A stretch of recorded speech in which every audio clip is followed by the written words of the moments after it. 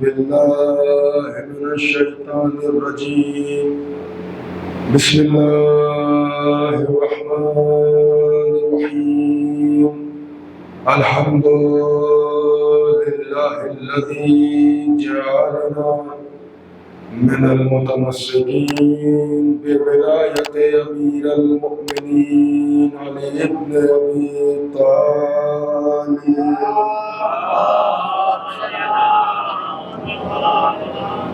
ثم الصلاة والسلام على رسول الثقلين جد الحسن والحسين محبوب رب المشرقين والمغربين أبي القاسم محمد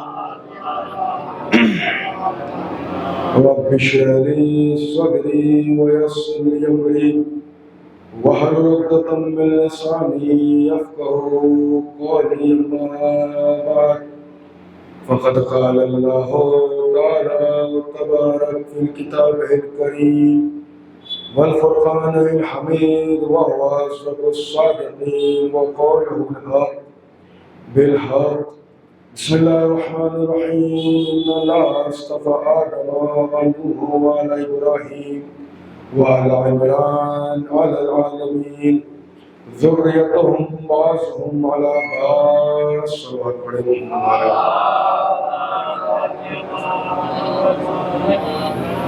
معزز سامعین، برادران ایمانی، ماتمداران ابا عبداللہ حسین علیہ الصلوۃ والسلام،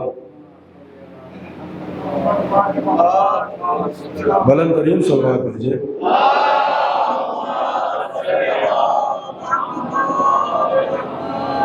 سورہ آل عمران کی جس آیات کے ذیل میں گفتگو چل رہی ہے، اللہ ارشاد فرماتا ہے اس سے مخاطب ہو کے کہ جسے اللہ نے جان کائنات بنایا، جس کی محبت میں اللہ نے پوری کائنات کو خلق کیا، جسے انبیاء کا سردار اور اپنا حبیب بنایا، اسی محمد سے مخاطب ہو کے اللہ ارشاد فرماتا ہے کہ ہم نے چن لیا۔ اچھا، اللہ خطاب کس سے کر رہا ہے؟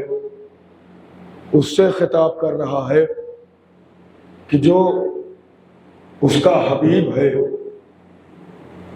اور جب اس نے اپنے حبیب کو کائنات میں بھیجا، میرا رسول اس دنیا میں آیا، آنے کے بعد جب اپنی امانت سے لوگوں کو منوانے لگا، چونکہ لوگ جانتے تو تھے کہ وہی اللہ کا بھیجا ہوا رسول ہے جو ہمارے خداؤں کو ایک نہ ایک دن توڑنے والا ہے، یہی وہ اللہ کا رسول ہے جو ایک ایسا مذہب لے کے آئے گا جس میں نہ تو کوئی چھوٹا ہوگا نہ ہی کوئی بڑا ہوگا، ایک ایسا مذہب لے کے آئے گا جس میں سب ایک جیسے ہوں گے اللہ کے نزدیک۔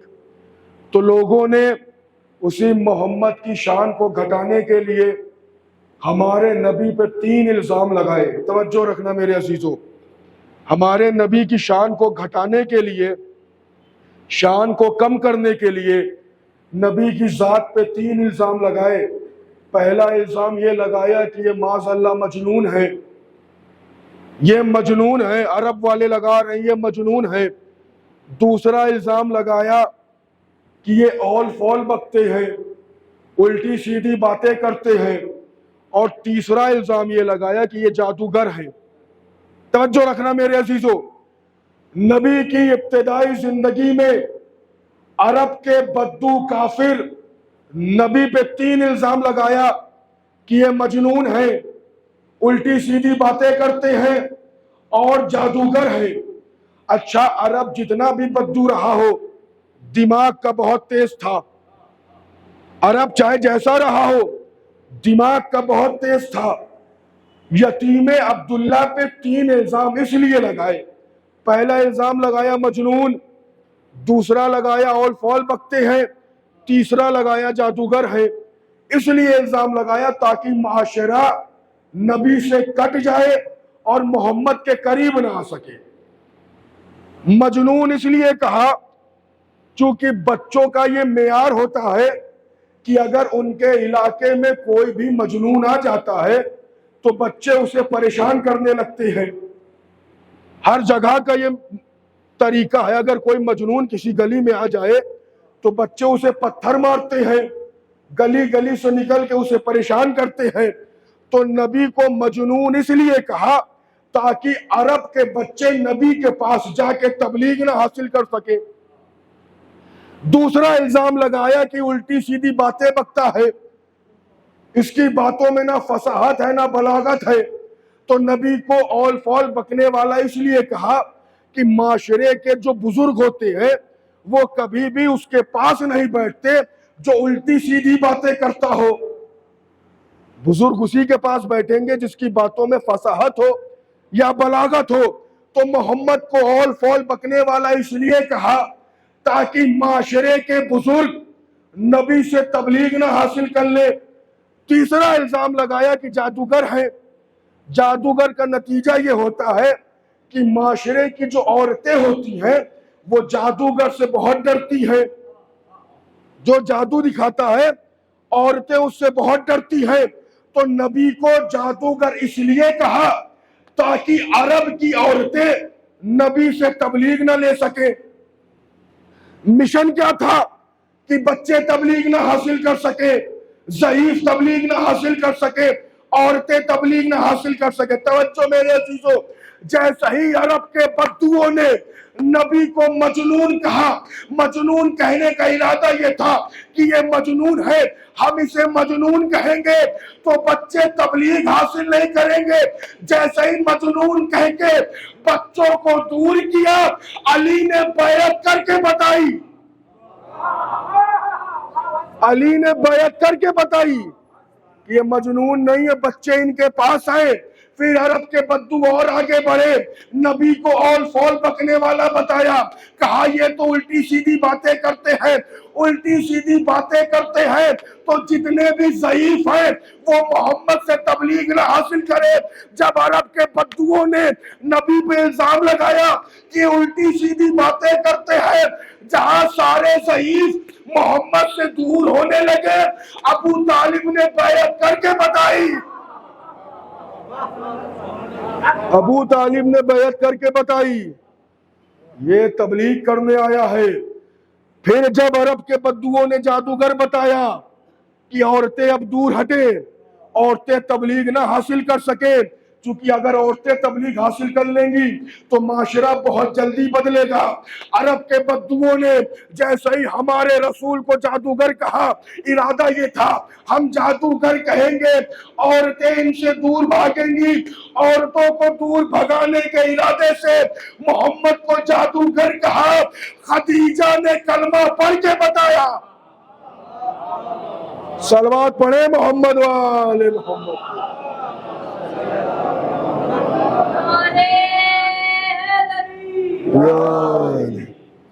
خدیجہ نے بیعت کر کے بتائی. یہ کوئی ایسا شخصیت نہیں ہے جس سے عورتیں دور بھاگیں. نبی نے تبلیغ شروع کی. میں کہوں گا نبی اللہ, عیسیٰ تو پیدا ہوتے ہی دعویٰ کر رہے ہیں کہ میں نبی ہوں. عیسیٰ پیدا ہوتے ہی دعویٰ کر رہا ہے میں اللہ کا نبی ہوں. آپ 40 برس تک انتظار کس کا کر رہے ہیں؟ عیسیٰ جب دعویٰ کر سکتے ہیں تو آپ تو فخر عیسیٰ ہیں. آپ کو بھی پیدا ہوتے ہی کہہ دینا چاہیے میں بھی اللہ کا رسول ہوں. پھر آپ 40 سال تک انتظار کس کا کر رہے ہیں؟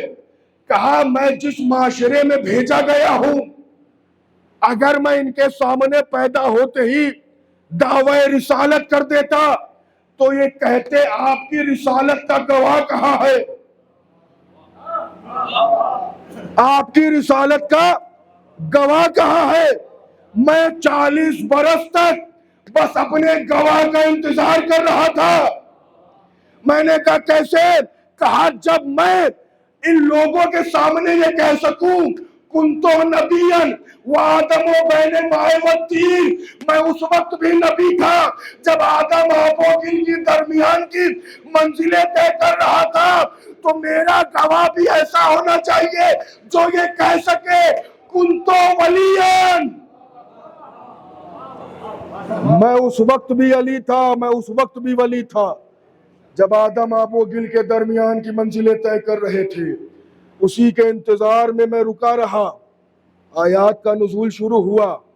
قرآن میں ایک سورہ ہے سورہ یاسین، ابتدا ہوتی ہے بسم اللہ الرحمن الرحیم، یاسین والقرآن الکریم انک لمن المرسلین علی صراط مستقیم۔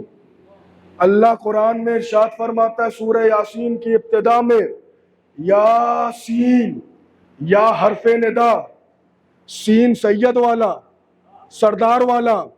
اللہ اپنے حبیب سے کہہ رہے ہیں میرے سید و سردار، جس طریقے سے آپ نبی کے سردار والے لقب پہ خوش ہوئے، تو جیسے اللہ نے نبی کو سردار کہا، نبی اور خوش ہوئے۔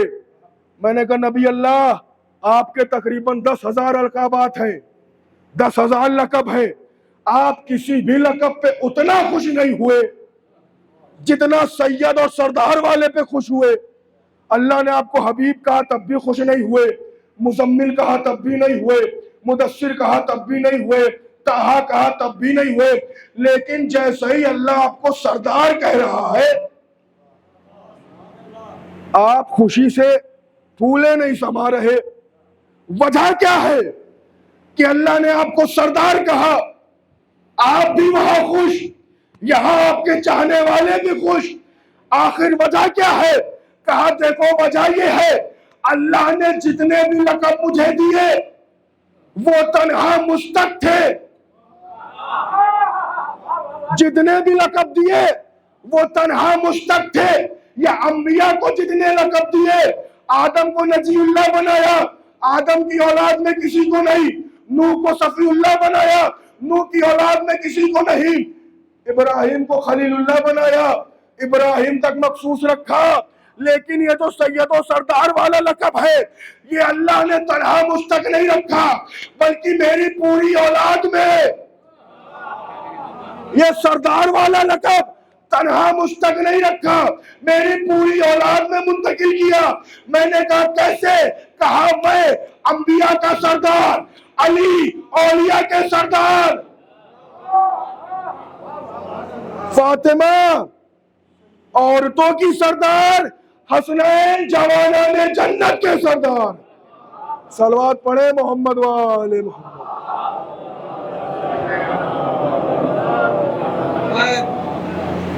فاطمہ عورتوں کی سردار، ایک ہی بیٹی دی خالی نبی کو، اور کیا منزلت بیان کی ہے ہمارے نبی نے جناب فاطمہ زہرا کی شان میں۔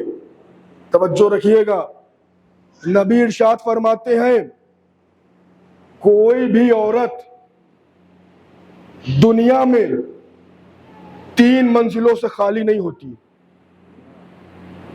کوئی بھی عورت دنیا میں 3 منزلوں سے خالی، پہلی منزل بیٹی بن کے پیدا ہوتی ہے، دوسری منزل شادی ہوتی ہے تو کسی کی زوجہ بنتی ہے، تیسری منزل شادی کے بعد جب اولاد ہوتے ہیں تو کسی کی ماں بنتی ہے۔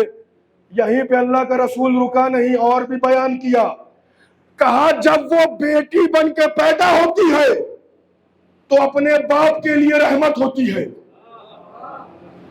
جب بیٹی بن کے پیدا ہوئی اپنے باپ کے لیے رحمت، جب شادی کر کے شوہر کے گھر گئی تو شوہر کا آدھا ایمان، اور جب ماں بنی تو بچوں کی جنت قدموں میں۔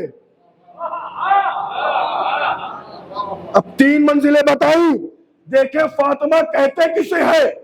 کہا بیٹی بن کے وہ پیدا ہوئی، باپ کے لیے رحمت، بی بی بن کے شوہر کے گھر گئی، شوہر کا آدھا ایمان، صاحب اولاد ہوئی تو بیٹوں کی جنت قدموں میں لیے ہے۔ نبی نے کہا کوئی بھی عورت جب بیٹی بن کے پیدا ہوتی ہے تو باپ کے لیے رحمت ہوتی ہے۔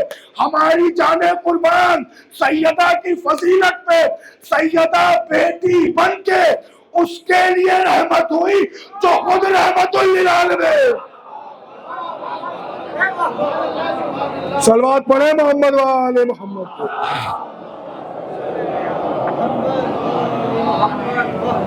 بیٹی بن کے اس کے لیے رحمت بنی جو خود رحمت للعالمین۔ نبی کہتے ہیں دوسری منزل ہوتی ہے شوہر کا آدھا ایمان۔ جب بیوی بنتی ہے تو شوہر کا آدھا ایمان، بیوی بنی شوہر کا آدھا ایمان۔ جانے قربان سیدہ تم پہ بیوی بن کے اس شوہر کا آدھا ایمان بنی جو خود کل ایمان۔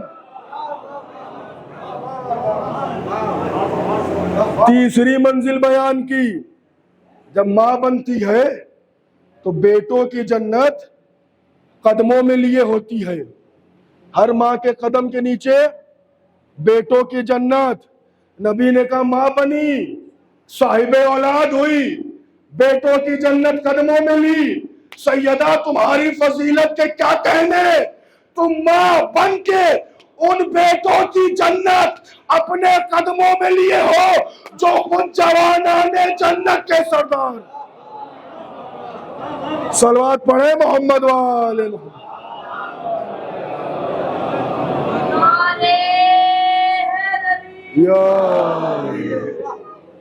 تو کہا یاسین۔ اس کے بعد اللہ کہہ رہا ہے قرآن کی قسم، اس حکمت والے قرآن کی قسم، آپ رسولوں میں سے ایک رسول ہیں۔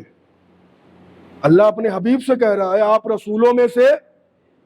اچھا کون نہیں جانتا تھا کہ یہ رسولوں میں سے رسول نہیں ہے؟ ہر کوئی جانتا تھا، اور جانتا بھی اس عالم میں تھا۔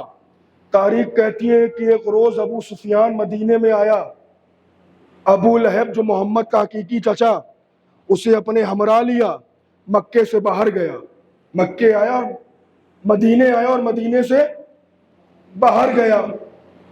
تاریخ کہتی ہے باہر جب لے کے گیا تو ایک جنگل کے حوالے چلا، اور ایک نشیب میں غار تھی، وہاں پہ ابو لہب کو لے کے اترا۔ ابو لہب کہتا جب میں نیچے اترا تو میں نے کیا دیکھا کہ خونخوار جانور جو انسان کو دیکھتے ہی چیر پھاڑ دے بندھے ہوئے تھے۔ ابو لہب نے کہا ابو سفیان یہ سب کیا ہے؟ ابو سفیان نے کہا ابو لہب ایک سوال کروں گا، اس کا جواب دینا، اگر جواب نہیں دیے تو یہ جانوروں سے تمہیں ان جانوروں کے حوالے کر دوں گا۔ ابو لہب کہتا پوچھ، کیا پوچھتا ہے؟ ابو سفیان کہتا یہ بتا تو تمہارا بھتیجا محمد ہے، کیا وہ اللہ کا رسول ہے یا نہیں ہے؟ وہ اللہ کا رسول ہے یا نہیں ہے؟ ابو لہب نے فوراً اپنا سینہ پیٹا، پیٹنے کے بعد کہتا ہے ابو سفیان ایسا کر مجھے جانوروں کے حوالے کر دے، مجھ سے یہ سوال نہ کر۔ ابو سفیان کہتا ہے باتیں مت گھما، یہ بتا وہ رسول ہے یا نہیں ہے؟ ابو لہب کہتا سننا چاہتا ہے تو سن، مجھے اپنی ولادت پہ شک ہو سکتا ہے، محمد کے رسول ہونے پہ نہیں۔ مجھے اپنی ولادت پہ شک ہو سکتا ہے۔ تو جسے سب سے بڑا دشمن رسول مانے، اللہ قرآن کی قسم کھا کے کہہ رہا ہے کہ آپ رسولوں میں سے ایک رسول ہیں۔ اصل میں جو بعد والی آیت ہے وہ واضح کرتی ہے کہ رسولوں میں سے کون سے رسول ہیں۔ اِنَّكَ لَمِنَ الْمُرْسَلِينَ عَلَىٰ صِرَاطٍ مُسْتَقِيمٍ، آپ رسولوں میں سے تنہا وہ ہے جس کے قدموں کے نیچے صراط مستقیم ہے۔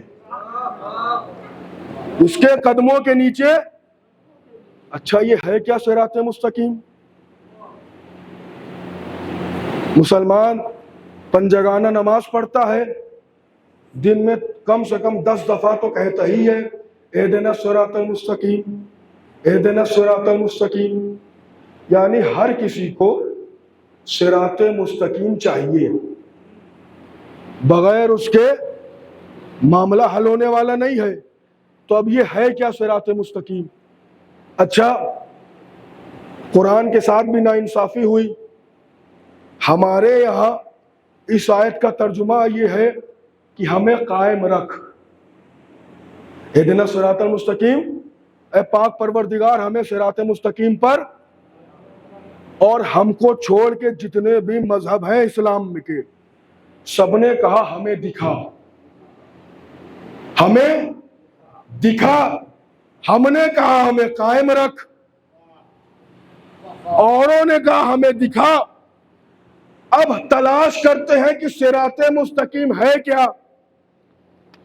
اگر صراط مستقیم پتہ چل جائے تو اپنے آپ پتہ چل جائے گا ان ترجموں میں فرق کیوں ہے۔ تاریخ کہتی ہے مسجد نبوی ہے، صحابہ سے کھچا کھچ بھری ہے، نبی مسند پہ تشریف فرما ہے۔ ایک صاحب اسلام کی بہت بزرگ شخصیت نبی کے پاس آئی، کہا یا نبی اللہ ما ھذا صراط المستقیم، نبی یہ صراط مستقیم کیا ہے؟ تاریخ کہتی ہے نبی خاموش۔ اس نے سوال کیا، نبی خاموش۔ اس نے پھر پوچھا یا نبی اللہ ما ھذا صراط المستقیم، نبی پھر خاموش۔ تاریخ کہتی ہے 7 دفعہ یا 9 دفعہ سوال کرنے والے نے سوال کیا، اے اللہ کے نبی صراط مستقیم کیا ہے؟ نبی خاموش۔ اچانک مسجد میں ہلچل ہوئی، اچانک مسجد میں ہلچل ہوئی۔ کسی نے پوچھا کیا ہوا؟ کہا مسجد کے دروازے سے علی آ رہے ہیں، مسجد کے دروازے سے علی آ رہے ہیں۔ علی کو جیسے ہی نبی نے آتا دیکھا، نبی مسند سے اٹھے، اس سے کہا اب پوچھ کیا پوچھتا ہے، اب پوچھ کیا پوچھتا ہے؟ اس نے کہا یا نبی اللہ ما ھذا صراط مستقیم۔ نبی نے علی کی طرف اشارہ کیا، اشارہ کر کے کہا ان ھذا صراط المستقیم۔ یہ علی کی ذات صراط المستقیم ہے۔ اب سمجھ میں آیا اہدنا الصراط المستقیم کے ترجموں میں اختلاف کیا ہے؟ ہم نے کیا قائم رکھ، اوروں نے کہا دکھا۔ تو جسے علی کی ذات مل گئی اس نے ترجمہ کیا قائم رکھ، جسے آج تک علی نہ ملا اس نے ترجمہ کیا دکھا دکھا۔ صلوات پڑھے محمد وآل محمد۔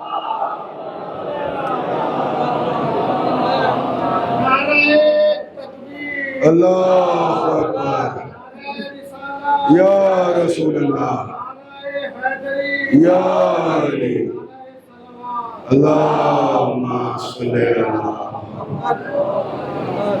ان ھذا صراط المستقیم، یہ صراط مستقیم علی کی ذات ہے۔ اللہ کہہ رہا ہے کہ آپ رسولوں میں سے وہ رسول ہے جس کے قدموں کے نیچے صراط المستقیم ہے۔ یعنی علی نبی تنہا وہ نبی ہے جن کے پاس صراط المستقیم ہے، ورنہ کسی بھی نبی کے پاس نہیں ہے۔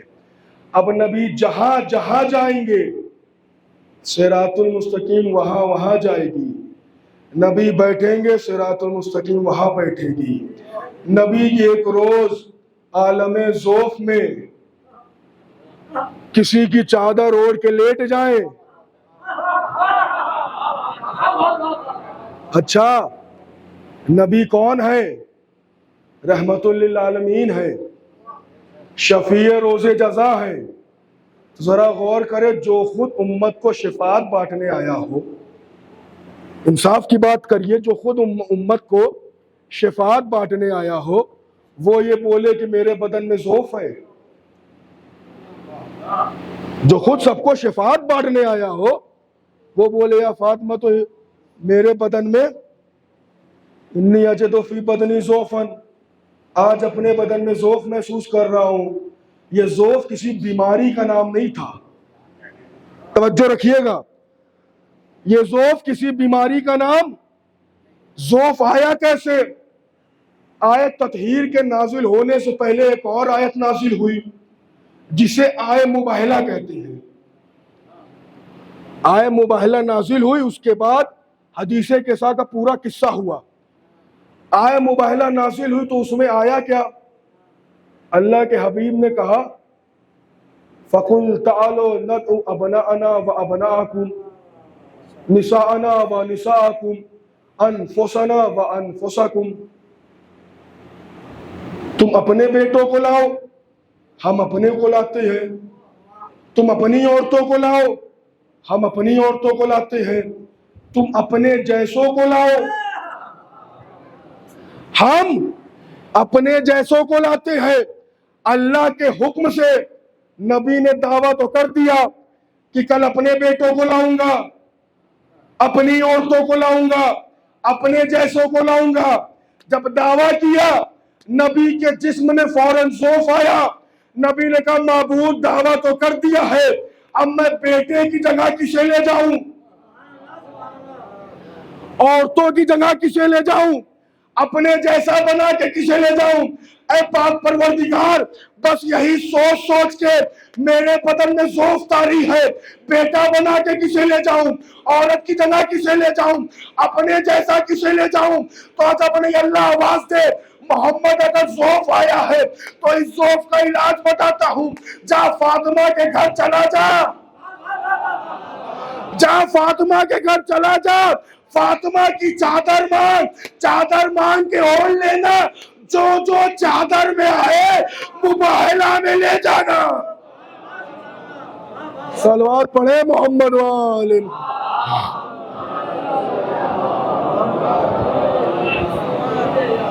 سلوات بھیجتے تھوڑا تھوڑا آگے آ جائیں.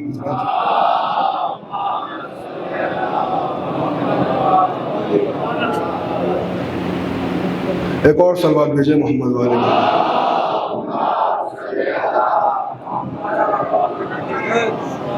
جو جو چادر میں آ جائے آیت کی ترتیب کے حساب سے لے جانا. صبح نمودار ہوئی, نبی چلے سچوں کے گھر سے, سچوں کا قافلہ لے کے نبی چلے, اور قافلہ اس انداز سے تیار کیا. حسن کو انگلی پکڑائی, حسین کو آغوش میں لیا, شہزادی کو درمیان میں رکھا, امیر کائنات کو پیچھے رکھا. یہ 5 لوگوں کا قافلہ چلا مباہلے کے لیے. میں کہوں گا یا نبی اللہ, انصاف نہیں کیا آپ نے. جس طریقے سے امام حسن کو انگلی پکڑائی ہے, امام حسین کو بھی انگلی پکڑا لے. امام حسین کو آغوش میں کیوں لیے ہیں؟ امام حسین کو بھی انگلی پکڑا دے, امام حسین کو آغوش میں کیوں لیے ہیں؟ عجب نہیں نبی آواز دے حسین کا سن ابھی کم ہے, حسین کا سن ابھی کم ہے. اگر میں حسین کو بھی انگلی پکڑا کے لے چلوں تو یہ چھوٹے بچوں کی عادت ہوتی ہے کہ اگر گھر سے والد یا والدہ تیار ہو کے باہر جائیں تو چھوٹے بچے یا تو اماں کا برقع پکڑ لیتے ہیں یا باپ کا دامن پکڑ لیتے ہیں, زبردستی کر کے باہر آتے ہیں. اگر میں انگلی پکڑا لیتا تو آج لکھنے والا لکھ دیتا کہ حسین مباہلے میں جو چھوٹے بچوں کی عادت ہوتی ہے, عادت کی بنا پہ آئے ہیں. میں نے حسین کو آغوش میں لے کے ان مورخوں کو بتایا ہے حسین مباہلے میں عادتاً نہیں بلکہ ضرورتاً آئے ہیں. صلوات پڑھے محمد والے محمد کو.